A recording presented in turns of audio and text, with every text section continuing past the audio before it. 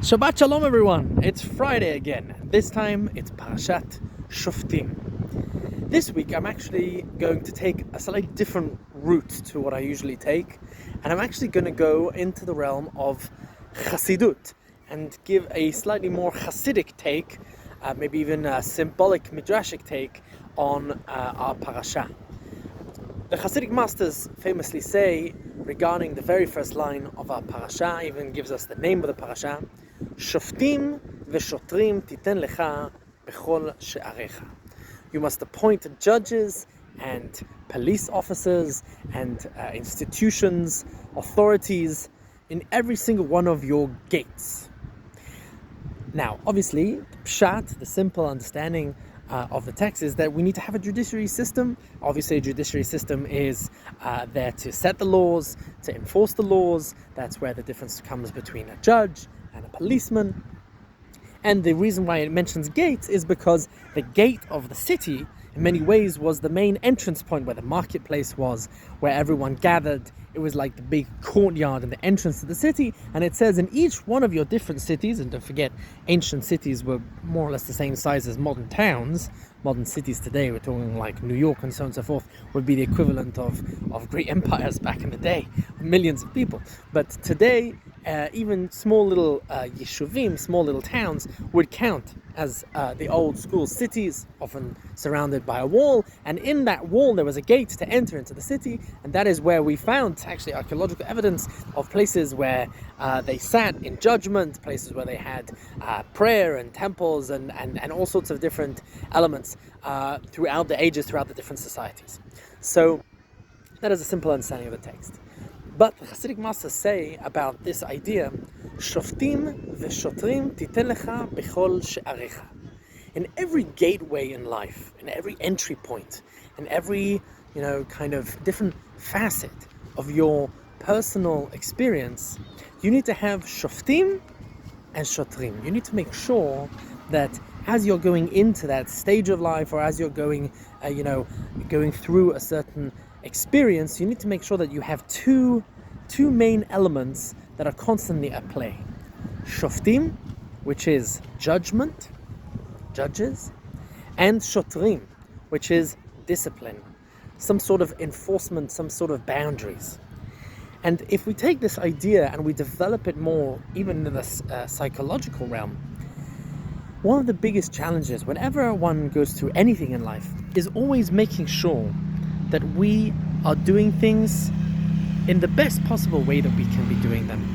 Making sure that we're doing them in the most just way, making sure that we are making the right judgments, making the right friends, making the right choices, doing things in the best possible way or avenue that we could potentially follow. And specifically when it comes to making those choices, it's very nice that we can make a judgment and say this is right and this is wrong. But the question is, what do we do about it? Are we able to actually hold to that decision? Are we able to uphold our own standards and our own red lines, our own boundaries? And that is the challenge that we face in our parasha, and something that I think is something we can take with us to the week. Shoftim v'shotrim titen lecha bechol she'arecha. And every single one of your entry points, and by the way, the Hasidic masters developed this very beautifully to also there are entry points in our own personal life, in our mouths, what comes in and what goes out, the gateway into our gut, what kind of food are we eating, is it kosher, have we checked it, is it according to the guidelines, is this too much food, is this maybe we're forcing ourselves to take a second helping because it's tasty but it's not actually good for us? Are we setting our own boundaries? Are we eating food which is healthy? Are we eating food which is nourishing? And so on and so forth. But also what comes out of our mouth. And don't forget, gateways go both ways. What comes out of our mouth, are we speaking nicely? Are we interacting nicely with people? Are we giving people the benefit of the doubt? Are we addressing them in a respectful manner? Are we speaking lashon hara?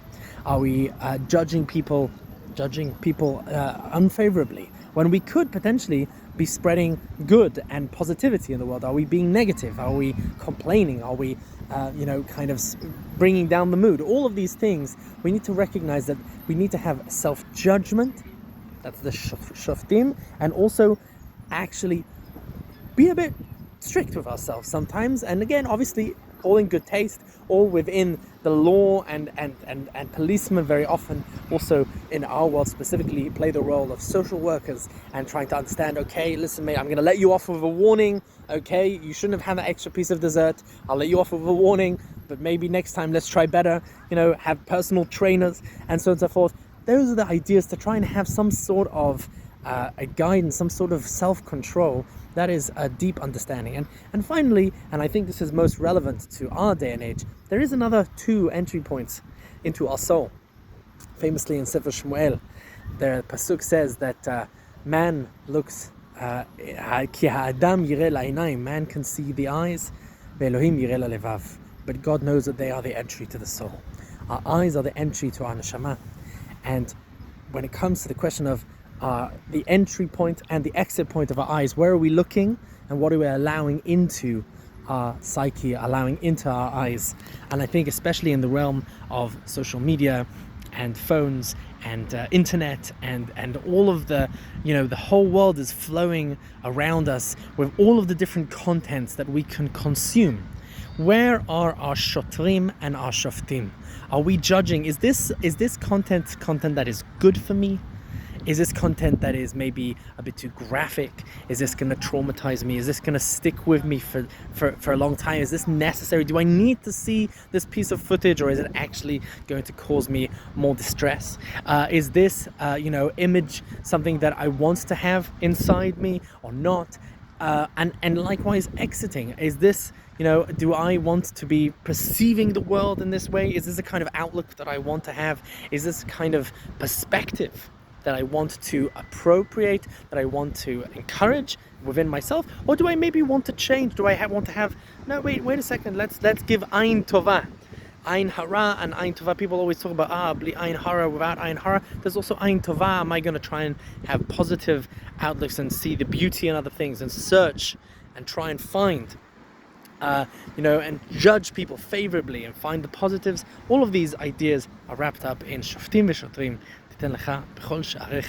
as appears at the beginning of Parasha. Shabbat Shalom.